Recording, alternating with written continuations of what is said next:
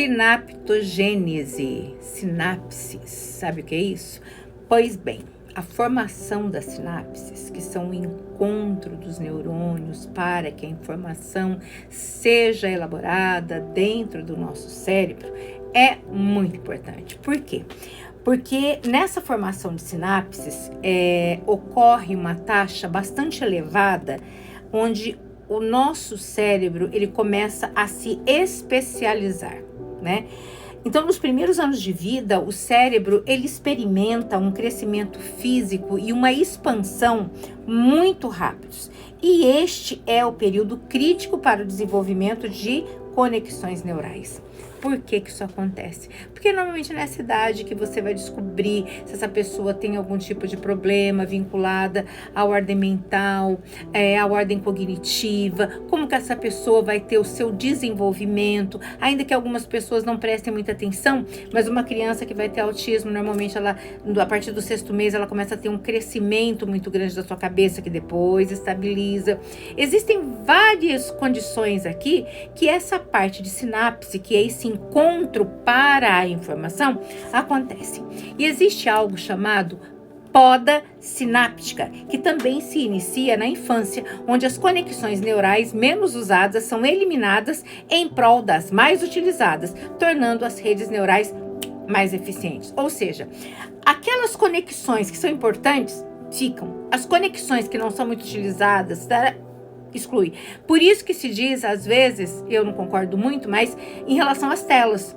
Porque se aquelas sinapses antigamente de aprender e tal, eram muito importantes, hoje a tela vem e fica mais importante, porque ela tem um maior uso. Então, algumas informações que deveriam ficar são excluídas e aquelas informações que não têm tanta necessidade prevalecem ali. Tem uma outra coisa também chamada reorganização, que durante a adolescência o cérebro ele passa por uma substancial reorganização. A poda sináptica, ela continua, né? Especialmente nas áreas relacionadas ao pensamento crítico, ao autocontrole e ao planejamento. O lobo frontal, responsável pelo julgamento, pelo planejamento e pelo controle de impulsos, é uma das últimas áreas a amadurecer.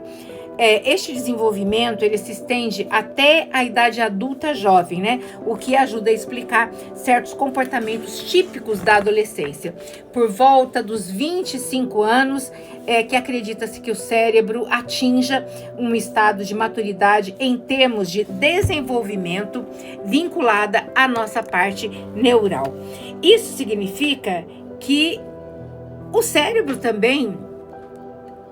na verdade, é um órgão do nosso corpo que atende às nossas determinações. Então, essas informações contínuas que nós vamos colocando ali, elas podem ser modificadas de acordo com coisas que nós vamos vivendo, como traumas, como companhias, como pessoas que vão colocando informações. E isso tudo acontece por causa de uma situação chamada plasticidade neural. Então, o nosso cérebro, ele faz com que nós tenhamos modificações de pensamento durante os anos da nossa vida. Então, essa plasticidade, ela é a capacidade do cérebro de se adaptar e mudar as respostas a experiências novas. Contínua, né, durante toda a nossa vida. O aprendizado, as memórias e as experiências continuam a moldar o cérebro em todas as idades, mas no 25º ano da nossa vida é que se daria aí a maturidade vinculada ao nosso cérebro. É importante notar que há uma grande variação individual no desenvolvimento cerebral. Alguns indivíduos, eles podem experienciar mudanças significativas ou atingir marcos de desenvolvimento mais cedo ou mais tarde. Então, as pessoas, elas são diferentes, mas tem uma média que vai chegar ali. Isso são fatores genéticos, ambientais, nutricionais, sociais. Você não pode comparar uma criança que tem todo tem todo um projeto ali, que tem toda uma rotina de uma criança que passa fome, de uma criança que tem que andar 5 quilômetros para estudar, de uma criança que não tem comida, de uma criança que tem que trabalhar para poder comer, de uma outra criança que tem tudo na mesa, tudo à mão, professores particulares. Então, você não pode comparar as pessoas, mas a regra é essa. E embora, né, o nosso cérebro atinja esse pico de desenvolvimento no 25º ano, a verdade é que o desenvolvimento do nosso cérebro é um processo contínuo.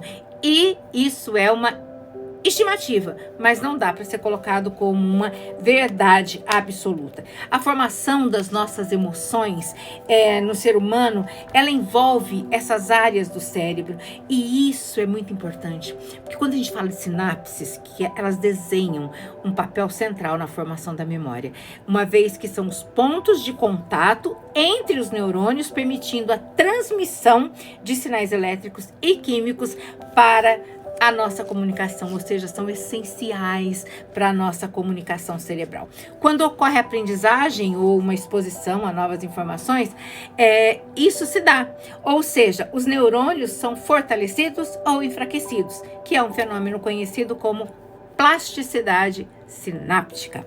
Essa plasticidade, ela é fundamental para a adaptação do cérebro, como eu disse agora há pouco, para modificar e consolidar as nossas memórias. Esse processo de memorização, ele envolve várias etapas, né? Desde as mais complexas até as informações e retenção posterior. Inicialmente, essa informação é um meio de alteração nas sinapses, né? Que pode ocorrer com a ativação de diferentes vias neurais e a liberação de neurotransmissores específicos. Essas alterações, que são estruturais e funcionais nas sinapses, elas são essenciais para a consolidação das memórias de longo prazo, que são aquelas memórias que eu disse para vocês, que durante o dia a gente vai vivenciando várias coisas, e à noite, quando nós dormimos, o nosso cérebro, ele faz essa divisão entre memória de curto prazo, memória de longo prazo. Memória de curto prazo é aquilo que a gente não deu muita importância, que a gente não liga muito, então elas são colocadas ali do lado, aonde a gente vai ter mais dificuldade para acessar. E as de longo prazo são aquelas que a gente colocou mais emoção, que a gente colocou mais expertise, mais vontade. Então essas informações, elas vão ser colocadas para a gente acessar bem rapidão.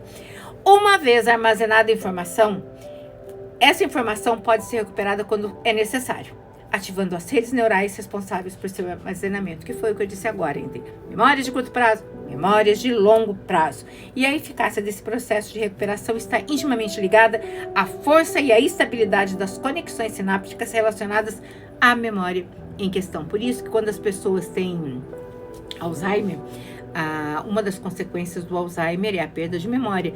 E aí tem uma proteína chamada tau, que essa proteína, ela impede essas sinapses. Então fica difícil da pessoa buscar esta memória. Por isso que eu digo que não existe nenhuma doença nesse mundo que não tenha cura pela própria pessoa que a tem. Por quê?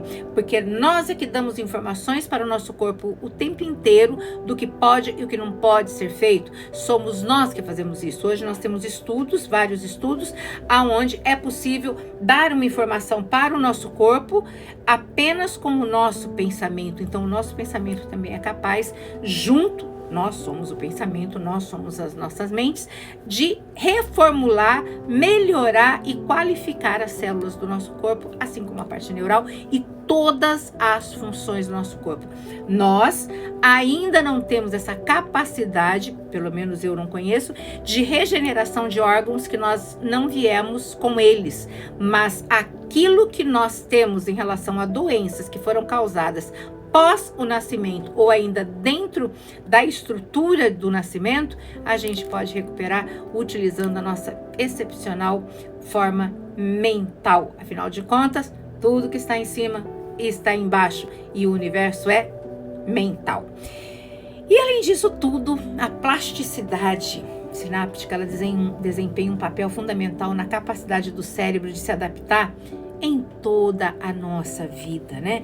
Ela é essencial para a formação da memória, a neuroplasticidade global, ela tem uma codificação, um armazenamento, a compreensão da importância dessas conexões e a compreensão desses mecanismos complexos é essencial para apreciar a complexidade e a importância da memória em nossa experiência aqui, como seres humanos. O ser humano é o único que tem consciência da consciência que tem. Diferente de todos os outros animais, a gente sabe que pensa. E isso faz toda a diferença. Afinal de contas, nós pensamos e sabemos que pensamos. Não é penso, logo existo. É eu existo. Por isso, eu penso.